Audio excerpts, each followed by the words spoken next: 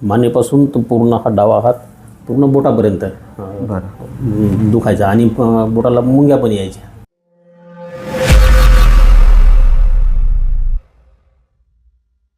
Sir नमस्कार. नमस्कार. काय नाव आपलं?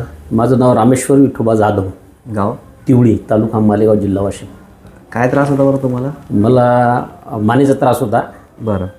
माझी मान सतत त्रास व्हायचा. मोटरसायकलवर जर गेलो मी ओके तर मला रात्रभर पण झोप यायची नाही. ओके.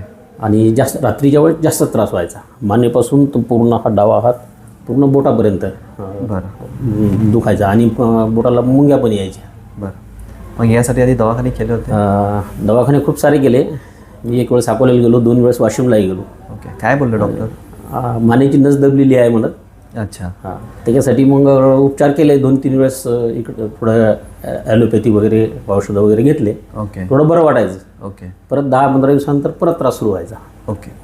आता आमच्याकडे येऊन तुम्हाला 2 महिने झालेत. हो, 2 महिने झाले मला. ओके.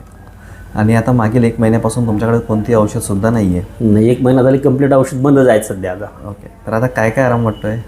माझा ते हाताचा पूर्ण त्रास कमी झालेला आहे. मानेचा हाताचा पूर्ण 100% त्रास कमी झालेला आहे आता. ओके. तर आता गाडी चालवताना जो त्रास व्हायचा तो नाही होत? नाही होत. नाही. आणि रात्री झोपेतही त्रास? नाही, तो पण नाही होत. मग आता आपण नस उघडली असं म्हणू शकतो? हो, 100% म्हणू शकतो. चालेल. Thank you sir. कारण की मला 1 महिना झाले त्रासच नाही ना बिलकुल. Yes yes. आणि घरच्यांनी जास्त फोर्स केल्यामुळं मी आज आलो.